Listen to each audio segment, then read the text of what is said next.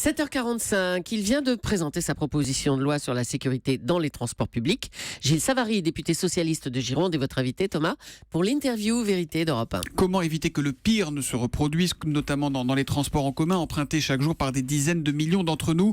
Vaste sujet qui exige des réponses concrètes. Bonjour Gilles Savary. Bonjour. Alors pour commencer, j'ai regardé votre proposition de loi, celle dont vous êtes le rapporteur, et je suis surpris de ne pas y voir les portiques d'accès au Thalys, pourtant promis par Ségolène Royal avant Noël. Comment ça se fait? C'est simple, parce qu'on peut équiper tous les trains de portiques si on le souhaite. Ça ne sera pas très efficace, mais sans avoir besoin de passer par une loi. Ça ne sera pas très efficace, les portiques? Ça sera efficace pour des trains comme le Thalys, à condition de bien vouloir perdre une demi-heure à l'embarquement, et à condition que le Thalys soit complètement en site propre, y compris en Belgique, à Amsterdam. Autrement, il sera évidemment très vulnérable. Donc pour vous, la généralisation au TGV, par exemple, c'est pas une piste? Ça peut être une piste, encore une fois, ça change la nature de ce train, mais en tout état de cause, faire du TGV une citadelle amènera les éventuels terroristes ou ceux qui projettent des actes terroristes à taper ailleurs, c'est-à-dire dans les TER, où là c'est absolument inimaginable. Le train, c'est 2,5 milliards de voyages par an, l'avion c'est 140 millions, et vous savez comment ça fonctionne en Ile-de-France, vous en êtes, le matin on veut aller vite à son travail, et le soir absolument. On veut rentrer vite, et on ne veut pas avoir des portiques à chaque correspondance. Mais alors pourquoi Ségolène Royal prend cette décision? Quel est le sens de cette décision? Parce que je pense que ça n'est pas totalement inutile sur des trains internationaux. En particulier, on a bien vu le problème que posait la Belgique, et je pense que la Belgique également aurait intérêt à sécuriser le Thalys. Alors cela dit, hier matin, Pauline Jacot nous révélait que les portiques choisis étaient capables, donc pour le Thalys, de détecter le métal, mais pas les explosifs. Ça veut dire quoi? Que les contrôles en gare seront de toute façon moins efficaces que ceux qui sont faits dans les aéroports aujourd'hui? Pas forcément, non. On peut faire des contrôles exhaustifs, comme on les fait sur l'Eurostar. Par contre, on pourra, grâce à la loi, ajouter des fouilles juste après le portique, ce que l'on fait sur l'avion. Donc on pourra avoir à peu près les mêmes contrôles que pour l'avion. Ça suppose qu'on transforme nos gares en salles d'attente, car on ne peut pas faire partir le train, alors que la file d'attente au portique n'est pas complètement écoulée.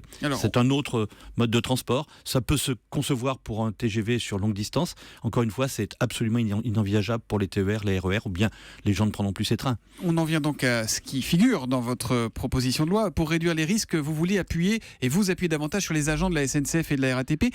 Que pourront-ils faire de plus ou de différent? Bien, d'abord, ils pourront maintenant aller jusqu'à un contrôle d'identité qui n'était pas possible avec la loi actuelle qui touchait les agents de sûreté. Ils pourront nous demander nos papiers.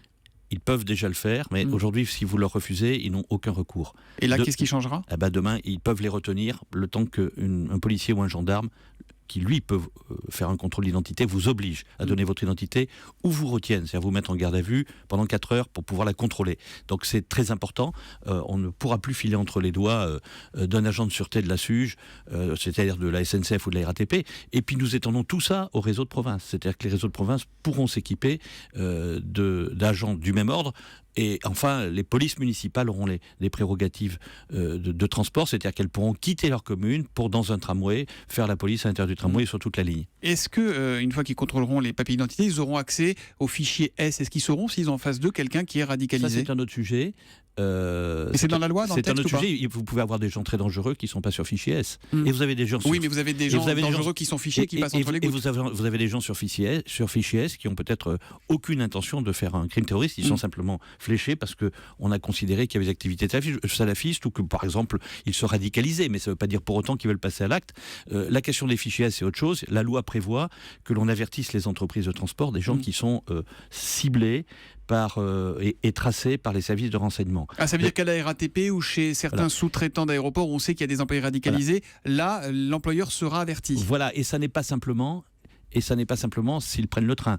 C'est aussi s'ils, par exemple, ont la responsabilité d'un aiguillage, ont la responsabilité d'un service d'information, ont la responsabilité de la conduite d'un train ou d'un tramway. Donc on va être beaucoup plus soigneux, ça se faisait déjà, mais nous n'avons pas voulu, je n'ai pas souhaité que les fichiers S soient rendus publics. Je pense que à partir du moment où le renseignement est public et affiché tous les matins dans la presse, il n'y a plus de renseignement. Il est plus efficace. Bien sûr. Donc on affaiblit autour de ces fichiers S, il y a beaucoup de fantasmes. On affaiblit complètement nos services de renseignement. On appelait ça les services secrets à l'époque. Et ils étaient secrets parce qu'ils avaient besoin d'être secrets. Et il faut qu'il le reste. Donc c'est la philosophie de ce texte. Revenons à ce contrôle d'identité. Donc je suis en gare, on me demande mes papiers, je ne veux pas les donner, on me demande de fouiller mon sac, je ne veux pas le montrer. Qu'est-ce qui se passe? Je rate mon train, mais vous savez toujours pas ce que je transporte. Si vous ne voulez pas donner... Oui, mais nous sommes là dans un texte qui concerne les agents de sûreté. C'est qui les agents de sûreté? Les agents de sûreté, ce sont c'est la sécurité générale de la SNCF, ces gens que vous voyez qui ont marqué SNCF sur leurs uniformes, qui sont une espèce de treillis noirs. Ils sont armés parfois, eux ? Ils sont armés et ils n'ont pas des prérogatives de gendarmes, c'est-à-dire des forces de l'ordre. Donc il faut bien que ces choses-là soient claires. On ne franchit pas cette ligne rouge, on ne transforme pas tous les agents de sécurité privés ou spécifiques, puisque c'est quelque part un statut privé, mais ce sont des agents qui appartiennent à la SNCF, il y en a qui appartiennent à la RATP, il y en a d'autres qui vont appartenir par exemple au réseau de Lyon. On ne les transforme pas tous en gendarmes et en policiers, mais on allège la tâche de la gendarmerie et des policiers pour leur donner être formés pour beaucoup ça, plus ces agents de prérogatives. sûreté. Ils le sont déjà, ils le seront encore plus. Nous les plaçons sous l'autorité du ministère de l'Intérieur par la loi. Concrètement, est-ce qu'il ne faudrait pas que tous les billets de train soient nominatifs, Gilles Savary ? Là, au moins, on sait qui monte, on sait qui le prend. J'ai fait voter hier un amendement que j'ai déposé moi-même pour expliquer que l'on pouvait mettre en place des billets de train nominatifs et le recouper avec le contrôle d'identité, comme on le fait sur les avions, comme on le fait à nouveau dans les vols intérieurs. Je l'apprends toutes les semaines. Air France avait abandonné ça, donc ça permet de vérifier que le porteur du billet est bien la personne qui l'a acheté. Mais donc vous souhaitez que ça devienne obligatoire ? Pas obligatoire, que l'on puisse le faire dans un premier temps, parce qu'on n'a pas les moyens aujourd'hui informatiques de le faire et de le rendre obligatoire.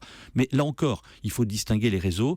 Ce qui sera possible sur le TGV ne le sera pas rapidement sur les TER. Quand vous avez un pass Navigo, votre pass Navigo, il ne dit pas votre nom forcément, ou certains types d'abonnements, ou un billet pris quotidiennement. Vous voulez prendre un aller simple, vous n'avez pas prévu, il n'est pas nominatif quand il s'agit d'un TER ou d'un RER. Le pass Navigo, quand on passe, il y a une traçabilité. Oui, il y a une traçabilité. Et tout ça se fera avec la mise en place de portiques électroniques systématiques dans toutes les gares de France. Ça demandera du temps. Et puis le jour où on aura un billet qui sera totalement dématérialisé. Il va y avoir une taxe pour financer tout ça ? J'ai proposé au gouvernement de nous faire une étude sur une taxe sûreté, parce qu'il n'y a pas de raison que ce soit le déficit de la SNCF ou de la RATP qui le finance. Une taxe de combien ? Vous avez une idée déjà ? Non, je n'ai pas d'idée du tout, parce que je pense qu'il faut qu'elle soit très large, qu'elle soit totalement intermodale, qu'on la paie aussi dans les cars et dans les bus, de façon à ce qu'il n'y ait pas de distorsion à la concurrence. Mais c'est ce qui se passe sur l'aérien. L'aérien, vous payez votre sûreté à travers les taxes d'aéroport qui vous sont répercutées sur le billet. Gilles Savary, personne ne doute de votre bonne volonté, mais est-ce qu'il existe vraiment des mesures de nature à empêcher un terroriste de monter dans un train, un TER ou un métro ? Non. D'abord parce qu'une loi, ce n'est pas les moyens physiques, ne dispensera pas d'un investissement lourd. C'est pour ça que je propose à ce qu'il y ait une taxe. Qu'est-ce que c'est que cet investissement ? C'est un investissement en portique, par exemple. Pas forcément des portiques de type scanner, mais simplement des portiques de type RATP pour contrôler demain les billets électroniques. C'est des effectifs, c'est des caméras. Donc, et puis ça sera jamais le risque zéro. Quand on est en guerre, il n'y a pas de risque zéro de bombardement pour une guerre classique, et pour une guerre terroriste, il n'y a pas de risque zéro. Merci beaucoup Gilles Savary d'être venu sur Europe 1. Ce texte sera débattu la semaine prochaine dans l'hémicycle à l'Assemblée. Oui, merci. Ça sera le premier passage en séance. On a fait les commissions cette semaine. Merci beaucoup, bonne journée à vous. Merci.